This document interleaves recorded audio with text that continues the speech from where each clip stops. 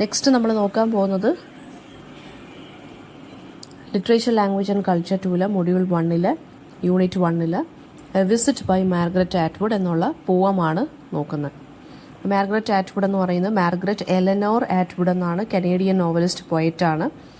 18 book അവർ publish ചെയ്തിട്ടുണ്ട്. 18 book of poetry, 18 novels, 11 non fiction works, 9 short fiction and 8 children's ബുക്സും 2 graphic നോവൽസും അവർ പബ്ലിഷ് ചെയ്തിട്ടുണ്ട്. ആൻഡ് അവരുടെ ബെസ്റ്റ് നോൺ വർക്ക് എന്ന് പറയുന്നത് ദ ഹാൻഡ് മെയ്ഡ്സ് ടെയിലാണ്.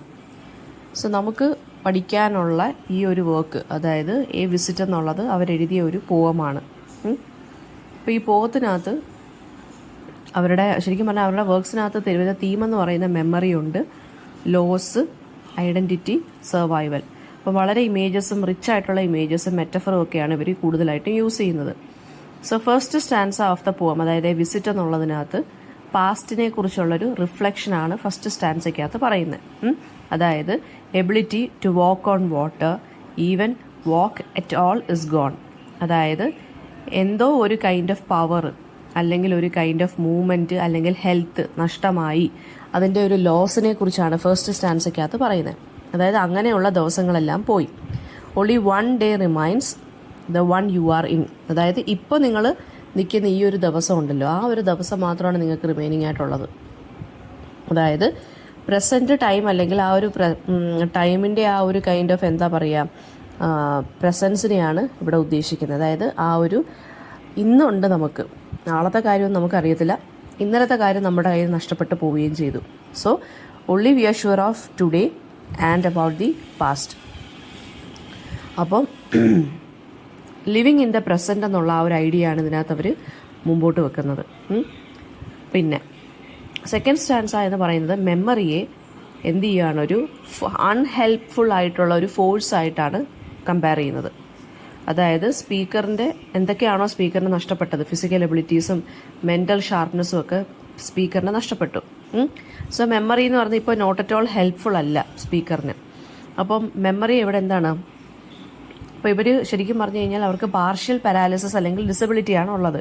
ആ സെക്കൻഡ് സ്റ്റാൻസയ്ക്കകത്ത് left hand you can use 2 feet that walk എന്നിങ്ങനെ പറയുകയാണ്. അതായത് ലെഫ്റ്റ് ഹാൻഡ് യൂസ് ചെയ്യാൻ പറ്റും, പിന്നെന്താണ് 2 feet ഉണ്ട്, അതായത് 2 കാലുകളും ഓക്കെയാണ്, 2 പാദങ്ങളും ഓക്കെയാണ്. പക്ഷെ ഒരു കൈ എന്താണ്, റൈറ്റ് ഹാൻഡിൻ്റെ കാര്യം പറയുന്നുണ്ടോ? ഇല്ല.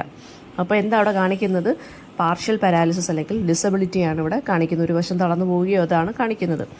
തേർഡ് സ്റ്റാൻസയ്ക്കകത്ത് ബ്രെയിനിനെ ഡിസ്ക്രൈബ് ചെയ്തിരിക്കുന്നത് ഗാഡ്ജറ്റ്സ് ഉള്ളൊരു സ്ഥലമായിട്ടാണ്. ബ്രെയിൻ എന്ന് പറയുന്നത് it is described as having gadgets. അതായത് ഇവിടെ ഉദ്ദേശിക്കുന്നത് നമ്മുടെ തിങ്കിങ് പവർ ഡിക്ലൈൻ ചെയ്തു, അല്ലെങ്കിൽ മെമ്മറി ലോസ്, അല്ലെങ്കിൽ എന്തോ ഒരു കൈൻഡ് ഓഫ് ന്യൂറോളജിക്കൽ കണ്ടീഷനാണ് ഈ തേർഡ് സ്റ്റാൻസയ്ക്കകത്ത് പറയുന്നത്. പിന്നെ വരുന്നതെന്ന് വെച്ചാൽ ഹലോ എന്നുള്ള വേർഡ് റിപ്പീറ്റ് ചെയ്ത് തേർഡ് സ്റ്റാൻസയ്ക്കകത്ത് പറയുന്നുണ്ട്. ആ ഒരു കൺഫ്യൂഷനെ കുറിച്ചും റിയാലിറ്റിയുമായിട്ട് റീകണക്ട് ചെയ്യാൻ പറ്റാത്ത ഒരവസ്ഥയെക്കുറിച്ചുമാണ് തേർഡ് സ്റ്റാൻസയ്ക്കകത്ത് പറയുന്നത്.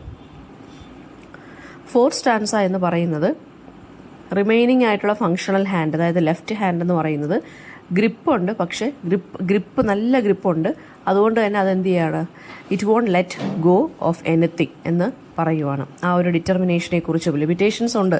റൈറ്റ് ഹാൻഡ് വർക്ക് ചെയ്യുന്നില്ലെങ്കിലും ലെഫ്റ്റ് ഹാൻഡിൻ്റെ ഗ്രിപ്പ് എന്ന് പറയുന്നത് വളരെ ഷാർപ്പ് ആൻഡ് പവർഫുൾ ആണ്. And it is so strong that എന്താണ്, it won't let go of anything. ആ ഒരു ഡിറ്റർമിനേഷനെ കുറിച്ച്, അതായത് ഇത്രയും പ്രശ്നങ്ങൾ ഉണ്ടായിട്ട് പോലും, ഹെൽത്ത് ഇഷ്യൂസ് ഉണ്ടായിട്ട് പോലും അവരെന്താണ് ലൈഫിൽ വളരെ ഡിറ്റർമൈൻഡ് ആയിട്ടാണ് മുൻപോട്ട് പോകുന്നത്. അപ്പോൾ ഈ ലൈൻ ശരിക്കും പറഞ്ഞു കഴിഞ്ഞാൽ ഫോർത്ത് സ്റ്റാൻസയ്ക്കകത്ത് അനദർ ലൈനുണ്ട്. ആ ലൈൻസ് എന്ന് പറയുന്നത് എക്സ്റ്റേണൽ സൗണ്ടുകളെ എല്ലാം ഡിസ്മിസ് ചെയ്യുവാണ്, സജസ്റ്റിങ്, അതായത് ഹാലൂസിനേഷൻസ് പോലെ അല്ലെങ്കിൽ ഡിമെൻഷ്യ പോലെയൊക്കെ ഇങ്ങനെ പറയുവാണ്. അതായത് ഒരു കണക്ഷൻ ഇല്ലാത്ത, റിയാലിറ്റിയെക്കുറിച്ചൊരു കണക്ഷൻ ഇല്ലാത്ത കണക്കുള്ളൊരു സംസാരമാണ് ഈ ഒരു സ്റ്റാൻസയ്ക്കകത്ത്. അതായത് അവരെന്തോ കേൾക്കുന്ന പോലെ, this is not a train, അത് ട്രെയിനിൻ്റെ സൗണ്ടാണോ അതോ ക്രിക്കറ്റിൻ്റെ ചീവീടിൻ്റെ സൗണ്ടാണോ എന്നിങ്ങനെ അവരെന്താണ്, അവർക്ക് തന്നെ ഒരു മൈൻഡിൽ കൺഫ്യൂഷൻ, സ്പീക്കറിന് തന്നെ ഒരു മൈൻഡിൽ കൺഫ്യൂഷനായിട്ട് പറഞ്ഞേക്കുവാണ്. ഫിഫ്ത്ത് സ്റ്റാൻസ എന്ന് പറയുന്നത് എന്താണ്, ടൂൾസിനെ കുറിച്ചും വുഡിനെ കുറിച്ചും ബിൽഡിങ്ങിനെ കുറിച്ചുമാണ് പറയുന്നത്. അതായത് സ്പീക്കറിൻ്റെ നേരത്തെ ഉണ്ടായിരുന്ന പാസ്റ്റ് സ്കിൽസിനെ കുറിച്ച് അല്ലെങ്കിൽ നോളജിനെ കുറിച്ചാണ് പറയുന്നത്. ബട്ട് നൗ ദീ സ്കിൽസ് എന്ന് പറയുന്നത് എന്താണ്, ഇന്നാക്സസിബിൾ ആണ്. കാരണം അവർക്ക് മെമ്മറി ഡിക്ലൈൻ അല്ലെങ്കിൽ എന്തോ ഒരു കൈൻഡ് ഓഫ് ന്യൂറോളജിക്കൽ ഡിസ്ഫങ്ഷൻ ഉണ്ട്. പിന്നെ ടൂൾ ബോക്സിൻ്റെ കാര്യം പറയുന്നുണ്ട്. അതായത് ആ ഒരു ഫ്രസ്ട്രേഷനെ കാണിക്കാനാണ്. ഫ്രസ്ട്രേഷൻ എന്ന് വെച്ചാൽ എന്താ, ടൂൾ ബോക്സ് അല്ലെങ്കിൽ ഫെമിലിയർ ആയിട്ടുള്ള ഒബ്ജക്ട്സ് അല്ലെങ്കിൽ അവർക്ക് പണ്ടുണ്ടായിരുന്ന ഈ ഒരു സ്കില്ലെന്ന് പറയുന്നത് ഇപ്പോൾ അവർക്ക് എന്ത് ചെയ്യാണ്, അവർ മറന്നു പോയിരിക്കുന്നു. സോ ആ ഒരു ഫ്രസ്ട്രേഷനാണ് ഇവിടെ ടൂൾ ബോക്സിൻ്റെ ഇമേജ് എന്ത് ചെയ്യുന്നത്, കാണിക്കുന്നത്. 6th സ്റ്റാൻസയ്ക്കകത്ത് സ്പീക്കർ എന്ത് ചെയ്യാണ് ചോദിക്കുന്നത്, if the other person, so another person is also standing there, ആ സ്പീക്കർ ആ വ്യക്തി എടുത്ത് ചോദിക്കുവാണ് എന്തെങ്കിലും റെക്കഗ്നൈസ് ചെയ്യുന്നുണ്ടോ. സോ ആ വ്യക്തി പറയുകയാണ് എന്ത്, ദ ബെഡ് എന്ന് പറയുന്നു. അപ്പോൾ ഈ സജസ്റ്റ് ചെയ്യുന്ന എന്താണ്, സിവിയർ ആയിട്ടുള്ള മെമ്മറി ലോസിനെ കുറിച്ചാണ് പറയുന്നത്. പോസിബിളി ഡിമെൻഷ്യ അല്ലെങ്കിൽ ഏജിങ്ങിനെ കുറിച്ചായിരിക്കും ഈ ഒരു പോം സംസാരിക്കുന്നത്. അതായത് മോസ്റ്റ് ഫെമിലിയർ ആയിട്ടുള്ള ഒബ്ജക്ട്സ് പോലും അൺറെക്കഗ്നൈസ്ഡ് ആയിട്ട് അല്ലെങ്കിൽ റെക്കഗ്നൈസ് ചെയ്യാൻ പറ്റാത്ത രീതിയിൽ ആർക്ക് തോന്നുവാണ്, സ്പീക്കറിന് തോന്നുവാണ്. So the speaker is asking to another person, do you recognise anything in this room. അപ്പോൾ അവരെന്താ പറഞ്ഞത്, ഇത് ബെഡ് എന്നിങ്ങനെ മറ്റേ ആൾ പറയുവാണ്. ഫൈനൽ സ്റ്റാൻസയ്ക്കകത്ത് എന്താണ് പറയുന്നത്, ഒരു ഷിഫ്റ്റ്, ഒരു മാറ്റം നമുക്ക് കാണാൻ സാധിക്കും. നമ്മുടെ ഫ്ലോറ്, തറയുടെ ഒരു ഇമേജ് വരുന്നുണ്ട്, അത് സൺലൈറ്റിൻ്റെ ഒരു സ്ട്രീമായി മാറുകയാണ്. പിന്നെ ഒരു ഫോറസ്റ്റിൻ്റെ ഇമേജ് വരുന്നുണ്ട്. ഫയർ പ്ലേസ് എന്തായി മാറുവാണ്, ബീച്ചായി മാറുവാണ്. ഷാഡോസ് ഫോറസ്റ്റായി മാറുവാണ്. അപ്പോൾ ഈ ഒരു ഇതെന്താണ് സജസ്റ്റ് ചെയ്യുന്നത്, റിയാലിറ്റി ഇമാജിനേഷൻ തമ്മിലൊരു മിക്സ് ആണ് ഇതിനകത്ത് കാണിക്കുന്നത്. അതായത് ഇവർക്ക് ഓൾറെഡി സ്പീക്കറിന് അറിയാം മൈൻഡ്, അല്ലെങ്കിൽ എന്താണ് ഹിയാണോ ഷിയാണോ എന്ന് അറിയത്തില്ലെങ്കിലും എന്താണ് അവരുടെ മൈൻഡ് അല്ലെങ്കിൽ അവരുടെ മെമ്മറി പവർ ഡിക്ലൈൻ ആയിക്കൊണ്ടിരിക്കുകയാണെന്ന് മനസ്സിലായി. And the speaker can't even recognise എന്താണ് familiar objects. Okay, so in order to cope with the situation, അതായത് ഈ ഒരു സിറ്റുവേഷനുമായിട്ട് അഡാപ്റ്റ് ചെയ്യണം എന്നുള്ളത് കൊണ്ട് ഇവരെന്ത് ചെയ്യുവാണ്, റിയാലിറ്റിയും ഇമാജിനേഷനും തമ്മിൽ മൈൻഡിൽ ഇങ്ങനെ മിക്സ് ആക്കിക്കൊണ്ടിരിക്കുവാണ്. അപ്പോൾ മൈൻഡിൻ്റെ കൺട്രോൾ വിട്ടു പോകാതിരിക്കാൻ വേണ്ടിയാണത്. റിയാലിറ്റി എന്ന് പറഞ്ഞാൽ എന്താണ്, the speaker is losing his or her memory.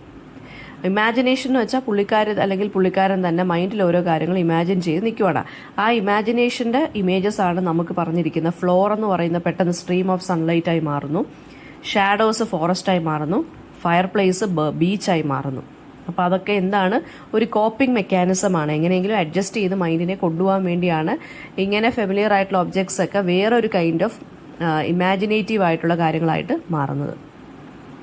ഇവിടെ തീമായിട്ട് വരുന്നത് മെമ്മറി ആൻഡ് ലോസ് വരുന്നുണ്ട്. അതായത് മെമ്മറി എങ്ങനെ ഫീഡ് ആവുന്നു and how it affects one's identity അല്ലെങ്കിൽ അവയർനെസ്. പിന്നെ ഏജിങ് അല്ലെങ്കിൽ ഇൽനെസ് വരുന്നുണ്ട്. അതായത് മെമ്മറി ഡിക്ലൈൻ്റെ കാര്യം പറയുന്നുണ്ട്. അത് ഡിമെൻഷ്യ അല്ലെങ്കിൽ സ്ട്രോക്കിൻ്റെ ഒരു ഇതുകൊണ്ടായിരിക്കാം. അപ്പോൾ ഫിസിക്കൽ ആൻഡ് മെൻ്റൽ എബിലിറ്റീസിൻ്റെ ആ ഒരു ഇത് ലോസ് ആയി പോയിരിക്കുകയാണ് ഈ സ്പീക്കറിന്. റിയാലിറ്റിയും ഇമാജിനേഷനും, ആ ഷിഫ്റ്റിംഗ് ഇമേജറി, ഞാൻ നേരത്തെ ഇപ്പോൾ ലാസ്റ്റ് സ്റ്റാൻസയ്ക്കകത്ത് പറഞ്ഞ ഇമേജസ് അതെല്ലാം ഇമാജിനേഷനാണ് അല്ലേ. അത് ഇൽനെസ് ആണോ ഇമാജിനേഷൻ ആണോ എന്ന് നമ്മളെ രീതിയിൽ പറയാം. റിയാലിറ്റി എന്ന് വെച്ചാൽ എന്താണ്, this person is losing his or her memory. പിന്നെ ഒരു ഫ്രസ്ട്രേഷൻ അല്ലെങ്കിൽ ഐസൊലേഷൻ ഉണ്ട്. അല്ലേ, ലാംഗ്വേജിലാണെങ്കിലും മെമ്മറിയുടെ കാര്യത്തിലാണെന്നുണ്ടെങ്കിലും ഒരു കൈൻഡ് ഓഫ് ഹെൽപ്ലെസ്നെസ് അല്ലെങ്കിൽ ഒരു കൈൻഡ് ഓഫ് ഐസൊലേഷൻ, ഒറ്റപ്പെടൽ നമുക്ക് ഈ ഒരു സ്റ്റാൻസയ്ക്കകത്തെല്ലാം കാണാൻ സാധിക്കും. ക്വസ്റ്റ്യൻ ആൻസേഴ്സ് ചോദിക്കുകയാണെന്നുണ്ടെങ്കിലും gone are the days when you could walk on water എന്നൊരു ലൈനുണ്ട്. അത് ശരിക്കും പറഞ്ഞാൽ പാസ്റ്റ് എബിലിറ്റി അല്ലെങ്കിൽ കോൺഫിഡൻസിനെയാണ് കാണിക്കുന്നത്. And that past ability or confidence is now lost because of A illness അല്ലെങ്കിൽ ഏജ് അല്ലെങ്കിൽ ഡിസബിലിറ്റി. അതായത് പണ്ട് വെള്ളത്തിൽ കൂടെ ഒക്കെ നടന്ന ഓർമ്മയുണ്ടോ എന്ന് ചോദിക്കുന്ന മീനിങ് എന്താണ്, പണ്ട് അയാൾ ചെയ്തിരുന്ന കാര്യങ്ങളൊക്കെ അയാൾക്ക് ഇപ്പോൾ ചെയ്യാൻ പറ്റുന്നില്ല, അതിങ്ങനെ ചോദിച്ചുകൊണ്ടിരിക്കുവാണ്. Why does a speaker mention tools and wood. ടൂൾസും വുഡും എന്തിനാണ് റെപ്രസെന്റ് ചെയ്യുന്ന, സ്കിൽസ് അല്ലെങ്കിൽ നോളജിനെയാണ്. ടൂൾ ബോക്സ് റെഫ്യൂസൽ, ഇനി അടുത്ത question, tool box refuses to reveal its verbs എന്ന് വെച്ചാൽ മീനിങ് എന്താണ്, പഴയ പോലെ ടൂൾസ് ഒന്നും എടുത്ത് വെച്ച് പണിയാൻ പറ്റുന്നില്ല. കാരണം എന്താണ്, ഹൗ ടു യൂസ് ടൂൾസ് എന്നുള്ളതൊക്കെ ഇവർ മറന്നുപോയി. എൻഡിങ്ങിൻ്റെ സിഗ്നിഫിക്കൻസ് എന്താണ്, റിയാലിറ്റി മാറി ഇമാജിനേഷൻ കടന്നു വരുവാണ്. റിയാലിറ്റി ഇമാജിനേഷൻ നമ്മളൊരു ബ്ലെൻഡാണ് ലാസ്റ്റ് സ്റ്റാൻസയ്ക്കകത്ത് പറയുന്നത്. ഒരു കൈൻഡ് ഓഫ് ഡ്രീം ലൈക്ക് സിറ്റുവേഷനാണ് അതിനകത്ത് വരുന്നത്. അപ്പോൾ ആ ഇമേജസിനെ കുറിച്ചും സംസാരിക്കാം.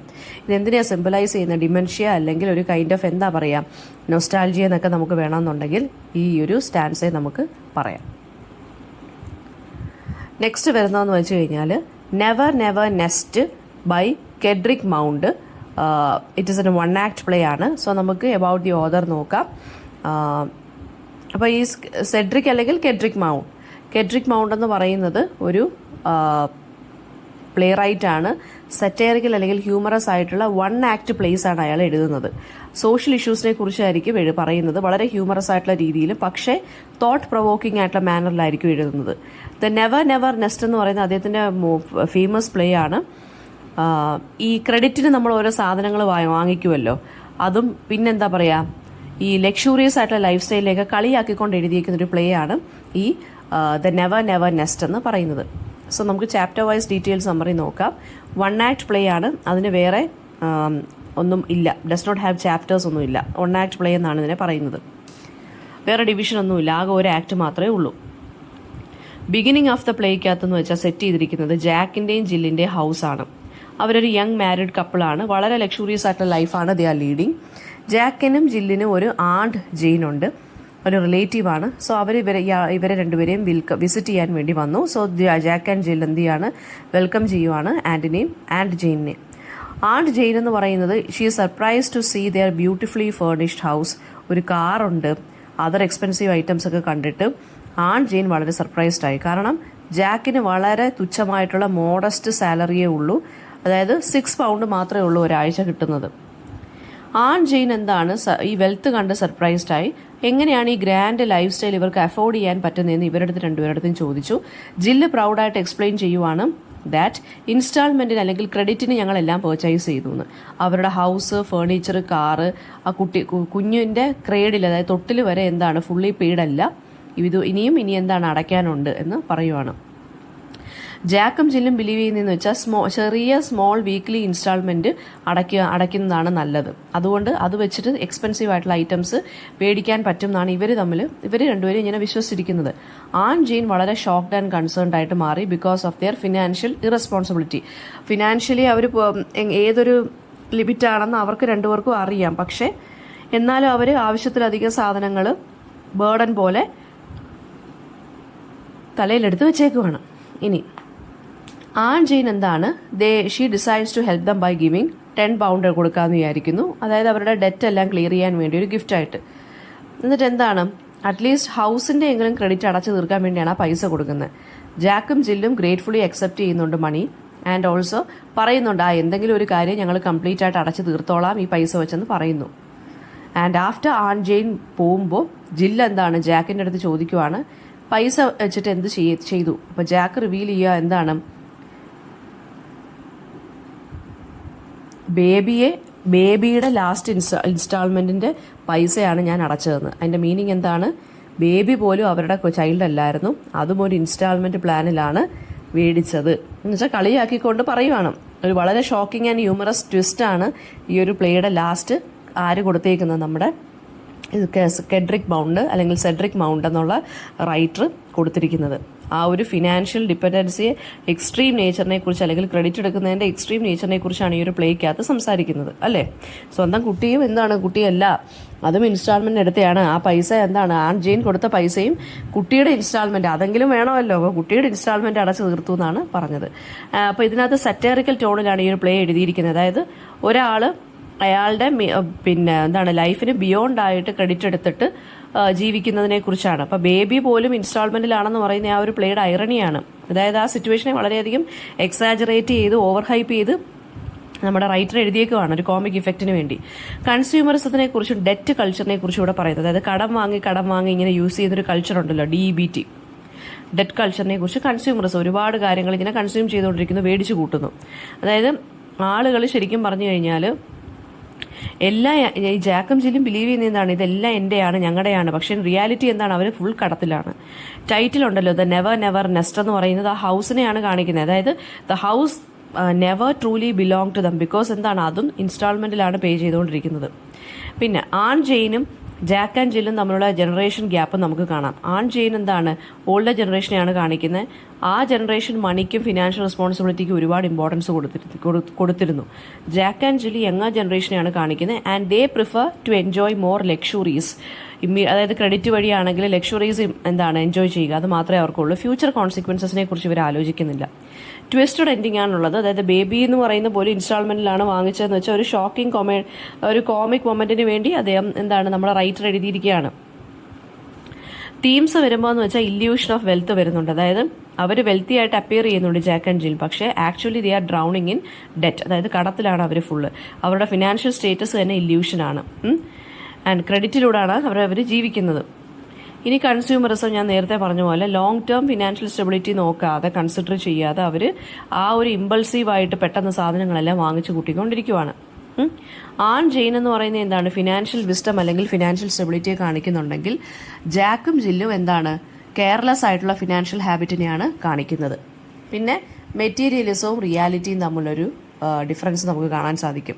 അതായത് മെറ്റീരിയൽ പൊസിഷൻസിന്റെ പുറകെയാണ് ജാക്കും ജില്ലും പോയേക്കുന്നത്. റിയാലിറ്റി എന്താണെന്ന് അവർ മനസ്സിലാക്കുന്നില്ല. അപ്പോൾ ഇതിനകത്ത് ക്വസ്റ്റ്യൻ വരുന്നതെന്ന് വെച്ച് കഴിഞ്ഞാൽ ആൺ ജിൽ എന്തുകൊണ്ട് ഷോക്ക്ഡ് ആവുന്നു? അവരുടെ ലക്ഷൂറിയസ് ലൈഫ് സ്റ്റൈൽ കണ്ട് ഷോക്ക്ഡ് ആവുന്നു.